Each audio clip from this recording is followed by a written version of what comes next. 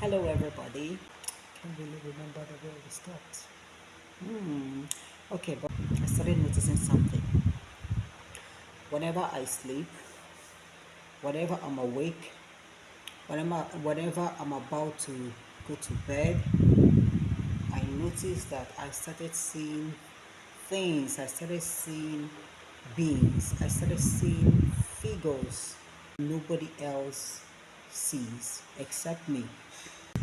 There are times when I'll go to bed. And when I wake up in the night, I will notice a being standing looking at me. Some are violent beings, some are nice ones. And whenever I see all these things, I will just wake up, shout, run away from the room. I decided to start something to help myself. And what was that? Before I go to bed every night, I will call my children and I ask them to come to my bedroom and read bedtime stories for me because of what I normally see every now and then. So this thing kept on. It's not just only when I'm about going to bed. Sometimes in the morning, sometimes in the afternoon, when I'm all alone, I will notice a being, walk past me, or I will notice that somebody or a being was staring at me. Then when I try to look closely, I won't see that thing again. So at first, my husband thought I was going mental. One day he got so angry with me. He told me that I should stop all this. I should stop all this nonsense. That all these things are not getting into my head. This and that. That if I go crazy now, people will call him this, that, this, that. I told him, no, it's not all about going crazy. I told him I know what I'm seeing. That I do see all these things. I do see them live. Not in the dream. I see them live. But he didn't believe me. As time goes on, everywhere I go, I will notice someone will come to me, and after exchanging pleasantries and talking, the person will tell me that the time is now, for me to answer my call, that I should answer my call, that God is calling me, that if I don't answer my call, something disastrous is waiting for me ahead. I started becoming worried. Everybody's saying the same thing. The time has come for you to answer your call. If you don't answer it, something disastrous will happen to you.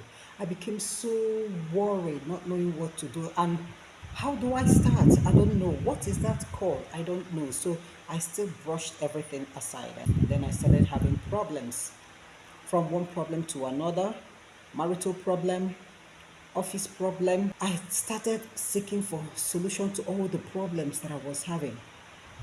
I called a lot of people that I know who are powerful spiritually, and I told them everything that I was passing through, from my office work to my home, in everything that concerns me, my health, because my health started deteriorating.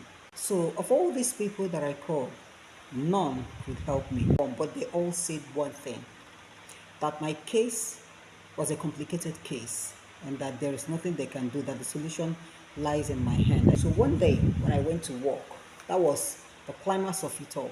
When I went to work, after the ups and downs in my office, after work, I came back home. The moment I opened my door, got down from my car, I started crying. I cried and shouted, and I told God, I just said, God, I am ready. I am ready. I want to answer my call. 1 week after, I got the first message, the first assignment on what to do for somebody, with some quotations in the Bible. 2 days after, another message came for another person. And a lot of people have asked me, how do you receive the message? Do you hear the voice of God? Do you hear Him talking to you? I really don't know how to explain this, but you will hear that voice. It will sound like the voice of a human being with authority, with power. When you hear that voice, you have no option but to say yes, and you must do what that voice asks you to do. I kept on seeing more and more beings, more and more figures. Do I call them human? Do I call them spirits? I will call them spirits. I kept on seeing a lot of spirits. This time around, I equally see the dead, the dead people, the ghosts. I see them. And why are they appearing?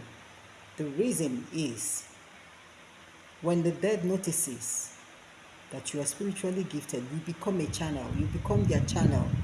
They feel that they can rely on you, that they can pass messages through you, that they can come to you. That's why whenever I hear people say that they don't believe in ghosts, that the ghost doesn't exist, that there is nothing like ghosts, once you are dead and gone, I laugh. I laugh at them. That you don't see them doesn't mean that they do not exist. They exist. They operate. They are everywhere, just like we are. But then seeing the ghost is something that I really don't like. So I started praying, asking God to make me not to see these ghosts. I don't want to be seeing them, because then I was still growing in that field. I don't know much about that field, and I don't want to, to become so afraid of a lot of things. Because for you to be in this field, you must be courageous. But at that initial point, I was still so scared of everything. So I begged him to make me not to be seeing them. I don't want to be seeing them physically. I want, like, if they want to talk to me, they can come through dreams. And God heard my prayers. They stopped coming physically, and now they do come through dreams to tell me whatever they want to tell me. I think we're going to stop here because I still have a lot to tell us. See you next time. Bye.